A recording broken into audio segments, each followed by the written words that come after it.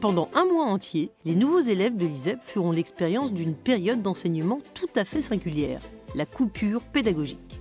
Passerelle entre les classes prépa et le cycle ingénieur de l'école, cette séquence d'échange est dédiée à la mise en situation des différents futurs professionnels de l'élève. Cet accompagnement vise à d'abord initier les élèves au travail en équipe, les initier au monde professionnel et les inciter à se projeter dans l'avenir pour préparer leur projet professionnel. Fini les années de bachotage. L'entrée à l'ISEP sonne comme une véritable ouverture au monde. Visite de lieux sensibles, découverte des coulisses de l'entreprise, conférences sur les défis du numérique, le cycle de rencontres est fait pour favoriser la prise de conscience de ces étudiants dont l'avenir est désormais sans limite. Ici, vous êtes en fait dans un espace chez IBM qui s'appelle le Global Industry Solution Center. C'est un centre de démo en fait, pour pouvoir un peu amener nos clients, leur expliquer un petit peu comment IBM, nos clients, nos partenaires peuvent aider justement à prendre ce virage du numérique. C'est-à-dire qu'on a besoin de gens qui sachent apprendre, qui connaissent la technique et qui sachent l'expliquer à d'autres. Et c'est ce profil complet qu'on apprécie, je pense, particulièrement dans les ingénieurs ISEP. Alors les entreprises se disent qu'effectivement, le plus tôt elles rencontrent les étudiants et elles font leur connaissance, le mieux c'est effectivement pour elles. Donc dès la coupure pédagogique d'ailleurs, elles proposent aux étudiants de les recontacter. Les entreprises souhaitent vraiment que le dialogue démarre dès ce moment-là. La coupure pédagogique, c'est l'occasion de découvrir plein de domaines et ne pas se fixer à un seul objectif, et étendre ses projets et puis s'imaginer dans quel bureau, dans quel domaine on peut se spécialiser.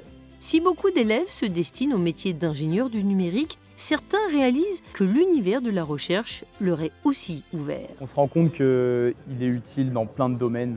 C'est-à-dire qu'avec un tas d'expériences, on peut obtenir des informations sur l'environnement, sur le patrimoine. On peut, grâce à ça, entretenir des œuvres telles que le penseur de Rodin, ça nous a été évoqué. Et puis il y a encore bien d'autres applications, comme des applications dans la fluorescence, la sécurité sur les billets de banque. Vous allez avoir la tête de quelqu'un qui va apparaître. Alors je ne vous dis pas qui. Si vous regardez bien, il y a le profil de là au-dessus de mon doigt. C'est Marianne vu de profil. Voilà. Alors je vous dis rayon X, ultraviolet, infrarouge. On ne verra pas les lignes infrarouges parce qu'elles sont de l'autre côté et puis on ne va pas faire un tour complet. Mais parfois on nous prête des échantillons précieux. Ça s'appelle de la poussière de comète. En 2004, il y a un satellite américain qui a récupéré la poussière de comète dans l'espace. Il est revenu sur Terre et en 2007-2008, à Soleil, on a hérité de 4 grains de poussière cométaire. Pour faire ce genre de travail sur silicium, nous avons de très grosses usines, très sophistiquées, et c'est ce que vous allez voir cet après-midi. Les gens qui nous rejoignent vont travailler à la prochaine génération des super smartphones, à la prochaine génération de véhicules électriques, de véhicules autonomes qui rendent la vie meilleure. Donc rejoindre ST Microélectronics, c'est participer à ces changements.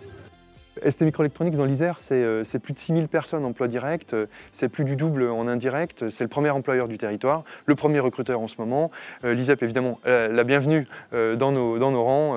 Et non seulement ils trouveront leur place à l'entrée, mais en plus ils trouveront des opportunités s'ils veulent changer, s'ils veulent varier leurs expériences. Habitués aux cours magistraux, les étudiants découvrent lors de ces journées leur capacité à échanger avec des professionnels confirmés et bienveillants qui partagent avec eux leur expérience.